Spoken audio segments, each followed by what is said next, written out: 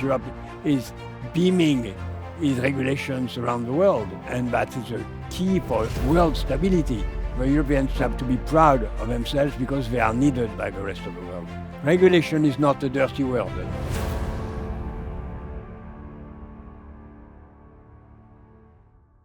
It's an honor to welcome Dr. Jacques Attali in my studio. Welcome, Dr. Attali. Nice to meet you.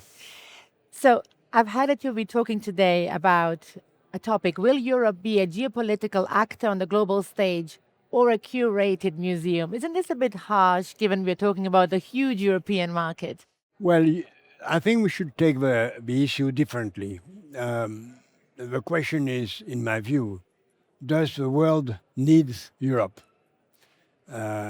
Does the world need a Europe which is down, which is collapsing, which is declining?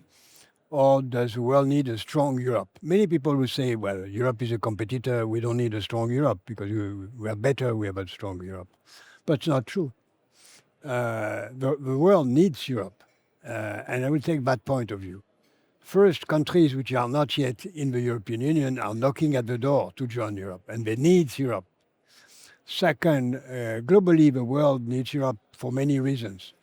One, Europe is a market of almost 500 million people, and if this market collapses, it's a catastrophe for the rest of the world. Second, Europe has an important currency, the euro, and it's important for the world that at least there is two important currencies and not one, because the stability of the world is better if there are more than one global currencies. It's better.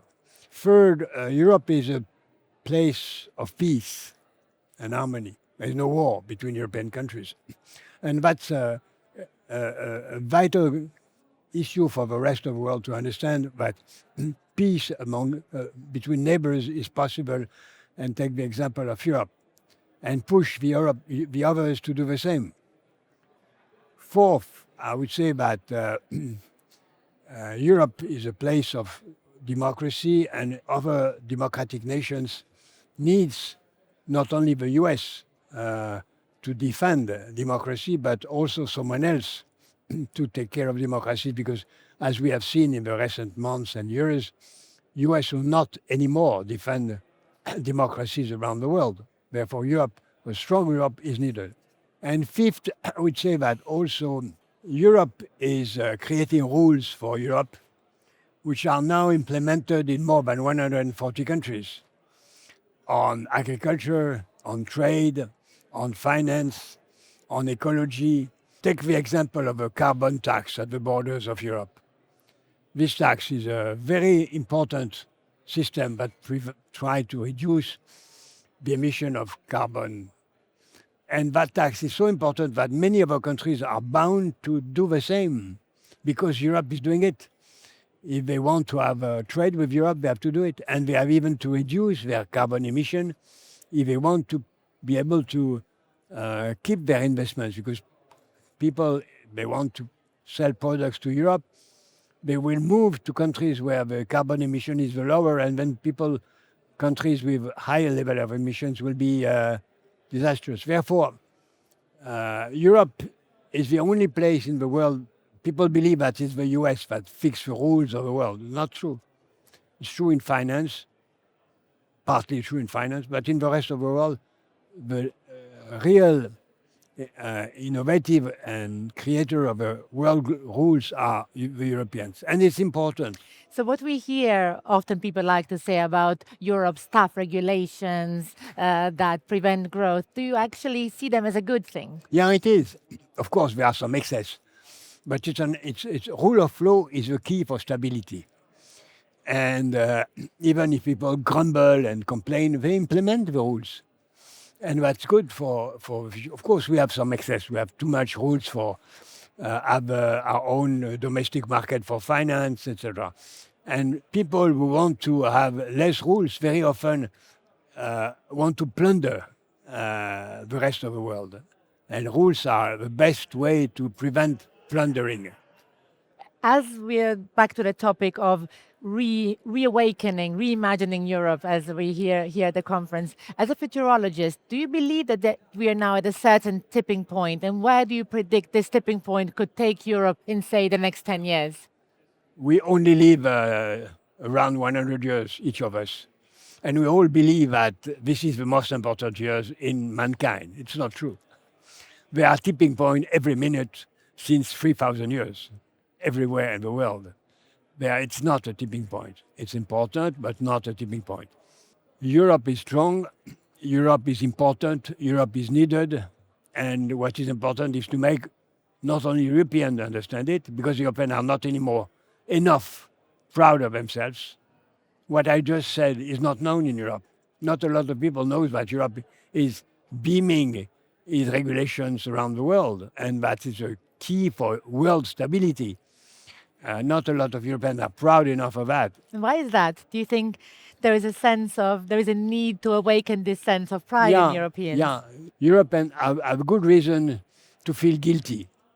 Guilty for wars, guilty for genocide in Europe, guilty for colonialism.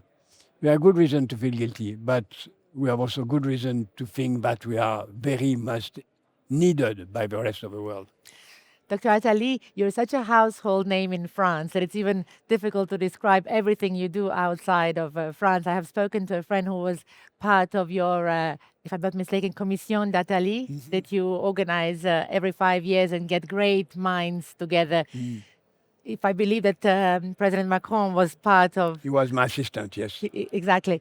In topics like independence in terms of AI, energy security, do you feel Europe will find a way to be self-sufficient and independent? Self-sufficient is not a solution. Suppose that each country, like Croatia, try to be self-sufficient, and each countries are self-sufficient. It's a nightmare, because if you are self-sufficient, you buy nothing to the others, and the whole world economy collapses, and you pay things a very high price if you want to buy it only. Then you have to diversify our suppliers, not to be self-sufficient. For instance, let's take solar. Morocco is number one in the world in terms of wind and solar potential.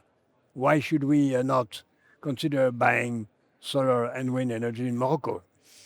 The most important is not to depend on one country more than 20%. You have been very outspoken about AI. Recently, we have had, not far from here in the Vatican, big discussions on the ethics on AI and how to protect humankind from AI. What is your opinion? It's a matter of rulings. We must put rules. The very famous science fiction author Isaac Asimov put a very simple rule.